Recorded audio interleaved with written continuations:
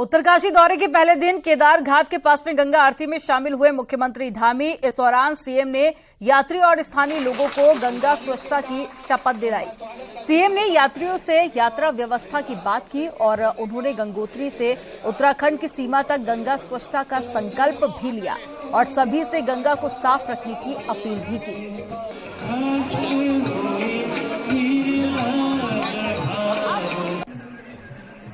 भाग्यशाली हैं कि हम सब उत्तराखंड वासी कि माँ गंगा जहाँ से उनका उद्गम होता है, माँ गंगा जहाँ से निकलती है, वो गौमुख भी हमारे ही उत्तराखंड में है। और माँ गंगा निर्मल रहें, माँ गंगा स्वच्छ रहें, माँ गंगा अविरल रहें, इसका हम सब लोगों ने अभी संकल्प भी लिया है, शपथ भी ली है।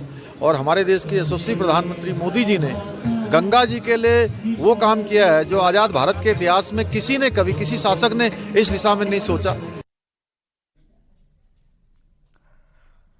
लखनऊ से बड़ी खबर आ रही है, जहां बद्री केदार समिति के अध्यक्ष अजेंद्र अजय ने यूपी के मुख्यमंत्री योगी आदित्यनाथ से मुलाकात की है। मुलाकात के दौरान बद्रीनाथ केदारनाथ मंदिर समिति की परिसंपत्तियों के संरक्षण को लेकर चर्चा हुई। इस दौरान सीएम योगी ने संबंधित अधिकारियों को तत्काल प्रभाव से कार्रवाई के निर्देश भी दिए।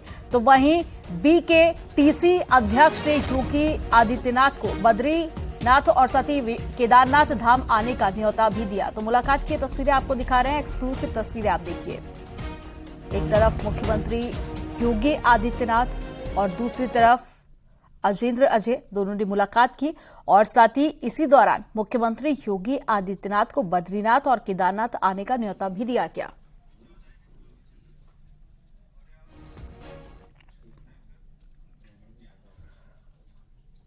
रुड़की के पिरान कलियर में बनी पीर गैब अली शाह की दरगाह पर प्रशासन की तरफ से नोटिस चिपकाया गया है और 24 घंटे के अंदर ही दरगाह को हटाने के निर्देश भी दिए गए। आपको बता दें कि गंग नहर किनारे पीर गैब अली शाह की दरगाह बनी हुई है। प्रदेश में सरकारी भूमि पर अतिक्रमण हो रहा था, जिसको लेकर अभियान चलाया जा रहा है। इससे पहले भी कई मज़ारों पर बुलडोजर के चलते एक्शन लिया गया, बुलडोजर कार्रवाई की गई और जो अवैध कब्जा कर रखा था उसे कब्जा मुक्त कराया गया। अब एक और दरगाह रुड़की से तस्वीरें आपको दिखा रहे हैं। ये देखिए, नोटिस यहां पर चिपकाया गया है और 24 घंटे के अंदर अगर यहां से अवैध कब्जा नहीं हटाया जाता तो उसके बाद सरकारी भूमि पर जो अतिक्रमण किया गया है वहां प्रशासन का बुलडोजर गरजेगा।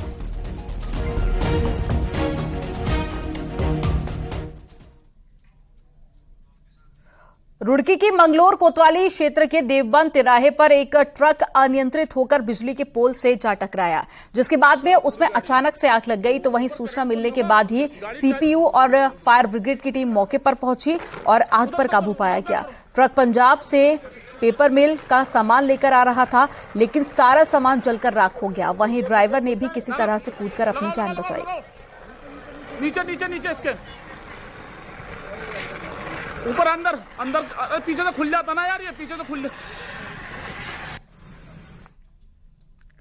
और रुड़की के मंगलोर कोतवाली क्षेत्र के देवबंद तिराहे पर एक ट्रक अनियंत्रित होकर बिजली के पोल से टकरा गया, जिसके बाद में उसमें अचानक से आग लग गई। वहीं सूचना मिलते ही सीपीयू और फायर ब्रिगेड की टीम मौके पर पहुंची और साथ ही आपको बता दें कि ये तस्वीरें आप देखिए, जहां पर एक बार फिर से आग का मामला सामने आया और जंगलों में आग लगातार बढ़ती ही जा रही है और जिसके बाद यहां पर ग्रामीण पहुंचे और साथ ही आग पर काबू पाया गया।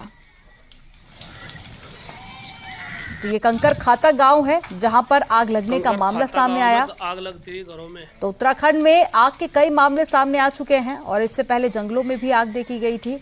और अब ये एक गांव की तस्वीर आपको दिखा रहे हैं जहां पर आग लगी और साथ ही घर का सारा सामान जलकर राख हो गया। कंकर खाता गांव में आग लगती है। और जोशीमठ में एसडीआरएफ ने हेलंग में अलकनंदा नदी तट पर फंसे हुए युवक का रेस्क्यू किया। आपको बताया दें कि नेपाल मूल के रहने वाले 3 लोग नदी के दूसरे छोर पर चले गए थे और 2 लोग तो वहां पर तैरकर बाहर आ गए, लेकिन एक शख्स को तैरना नहीं आता था, जिसकी वजह से वो अलकनंदा नदी के दूसरे तट पर फंस गया। बाद में रस्सियों के सहारे उसको नदी से बाहर निकाला गया।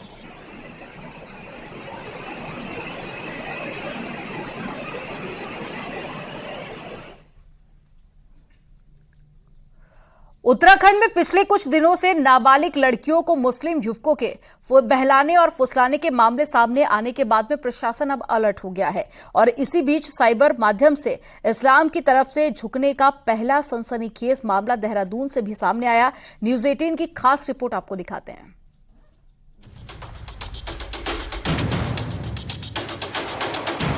देहरादून के बुल्लावाला में 24 साल के बीटेक स्टूडेंट वैभव को शुक्रवार शाम पुलिस ने हिरासत में ले लिया। वैभव पिछले कुछ समय से घर पर ही रह रहा था और उसका ज्यादातर समय लैपटॉप और मोबाइल के साथ बीत रहा था। पिछले कुछ दिनों में ऐसा हुआ, उसे देखकर उसके घर वाले हैरान रह गए।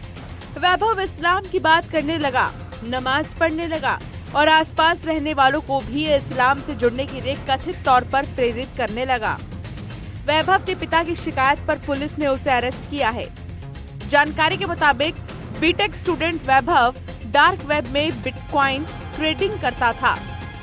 वहीं से वो इस्लामी शिक्षकों के संपर्क में आया और फिर पूरी कहानी बदल गई।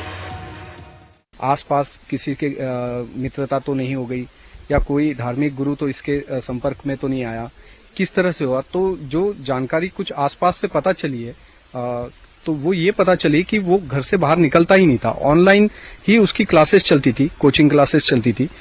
ऑनलाइन ही उसे जो कुछ जानकारी प्राप्त हुई है मुस्लिम ग्रंथों या मुस्लिम पूरे तौर तरीकों के बारे में, तो वो सारी कुछ उसकी कोचिंग ऑनलाइन ही। जहां अब इस तरीके के मामले में पहली बार सुन रहा हूँ और मैंने सारे काम धाम छोड़ के और तुरंत इनका जहाँ निवास स्थान है यहाँ बुल्ला वाला झबरा वाला, वहाँ पे हम लोग आए और जहाँ तक हमने पता किया कि ये लॉकडाउन से ये लड़का ऐसे कुछ गतिविधियों में है, बंद कमरे में रहता है, अपने पिताजी के साथ मारपीट करता है और कहीं ना कहीं संरक्षण में मतलब उनकी माताजी हैं जो मतलब जैसे अगर वो बच्चे को रोकते हैं तो वो बोलते हैं कि रहने दो रहने दो रहने दो। तो मैं ये कहूंगा कि माँ बापों का सबसे बड़ा रोल होता है।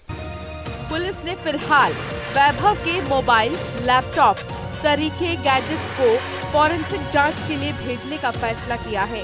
पुलिस का कहना है कि वैभव डिप्रेशन का शिकार था और शायद इसी वजह से वो बहक गया। बिजलवान सनम श्री कृष्ण बिजलवान ये 24 वर्ष की नवयुवक है और ये डोईवाला में जो गढ़वाली कॉलोनी है वहाँ का रहने वाला है। ये विगत 3-3.5 साल से इसका जो एक एबनॉर्मल बिहेव इसके परिजन ने ऑब्जर्व किया है और ये अपने कमरे तक सीमित रहता है परिवार में भी। इसलिए इसके परिजनों ने स्थानीय पुलिस को इन्फॉर्म किया। हमारी एक संयुक्त टीम ने आज इनसे पूछताछ करी और पूछताछ करने पर जानकारी मिली कि वास्तव में ये डिप्रेशन के शिकार है और ये इसका इस्लामिक धर्म के प्रति अच्छा आकर्षण रहा है। पूरा मामला जब संज्ञान में पुलिस के आया, पुलिस ने युवक को हिरासत में लिया। पर ही अभी भी पुलिस उस युवक से पूछताछ कर रही है और पुलिस ने उस युवक के जो लैपटॉप और मोबाइल को भी अपनी हिरासत में लिया और उसकी भी छानबीन कर रही है। बताया जा रहा है कि युवक कहीं न कहीं साइबर जो जिहाद के चंगुल में फंसा और इस्लाम को कबूल कर बैठा। कैमरा सहयोगी संदीप के साथ में Satyendra Bartwal, news 18 Doiwala. Uttarakhand traffic police पर अब तीसरी आंख का भी पहरा रहेगा, जो चालान के दौरान हर उस मूवमेंट को रिकॉर्ड करेगा जिससे कि किसी भी चालानी अधिकारी पर कोई सवाल नहीं उठ सके। एक रिपोर्ट आपको दिखाते हैं। अक्सर जब पुलिस किसी गाड़ी पर चालान की कार्रवाई करती है तो पुलिस पर ही रिश्वत और दुर्व्यवहार के कभी कभी आरोप लग जाते हैं, लेकिन इन आरोपों से बचने के लिए अक्सर पुलिस अपने साथ बॉडी वॉर्म कैमरा लेकर चलती है। पुलिस की वर्दी में कंधे के पास इस बॉडी वॉर्म कैमरा को लगाया जाता है, जो पुलिस और जनता के बीच की बातचीत को रिकॉर्ड कर जीपीएस के माध्यम से वीडियो सीधे कंट्रोल रूम में भेजता है। अब 100 ऐसे ही कैमरों को खरीदा जा रहा है जो प्रदेश के सभी इन्फोर्समेंट ऑफिसर्स को दिए जाएंगे। जो हमारे इन्फोर्समेंट ऑफिसर हैं उनके ऊपर एलिगेशन अक्सर लगता है कि कुछ रिश्वत का एलिगेशन लगता है, कुछ मिसबिहेवियर का लगता है, तो जब बॉडी वॉर्न कैमरा रहता है तो उससे सुपरवाइजरी ऑफिसर को ये देखने में मदद मिलती है कि वाकई जो उसके ऊपर एलिगेशन लगाएंगे वो सही है या नहीं है। इन कैमरों को इन्फोर्समेंट ऑफिसर भी पुलिस का मित्र बताते हैं, क्योंकि अगर किसी भी अधिकारी पर कोई आरोप लगता है तो बॉडी वॉर्म कैमरे की सहायता से दूध का दूध, पानी का पानी हो सकेगा। प्रदेश में ट्रैफिक पुलिस के पास 70 चालानी अधिकारी हैं, जिसमें सीपीयू, एचपीयू के साथ ट्रैफिक के दारोगा और इंस्पेक्टर रैंक के अधिकारी शामिल हैं, जिनको ये कैमरा दिए जाएंगे। यानी कि प्रदेश में हर चालानी अधिकारी के पास अब बॉडी वॉर्न कैमरा रहेंगे, जो हर गतिविधि को रिकॉर्ड करेंगे। जैसे आज के समय में हम लोग चालान करते हैं, तो चालान में क्या होता है, कई लोग जो है उस समय तो चालान करा लेते हैं क्योंकि हमारा कैमरा चला जाता है, और बाद में कई बार ये कहते हैं साहब हमने तो ये किया ही नहीं था, पुलिस ने जबरदस्ती हमारा ऐसा किया। तो उस समय हमारे जो कैमरे की रिकॉर्डिंग है, जिसको हम अपने डाटा में सेव करते हैं जाकर के, वो फिर हमारे आगे काम आती है। उत्तराखंड पुलिस अब स्मार्ट पुलिस की तर्ज पर आगे बढ़ रही है और अब हर इन्फोर्समेंट ऑफिसर के पास बॉडी वॉर्न कैमरा होंगे, जिससे चालान करने पर ना तो रिश्वत दी जा सकेगी और ना ही रिश्वत ली जा सकेगी। न्यूज़ 18 के लिए देहरादून से सत्येंद्र बर्तवाल की रिपोर्ट।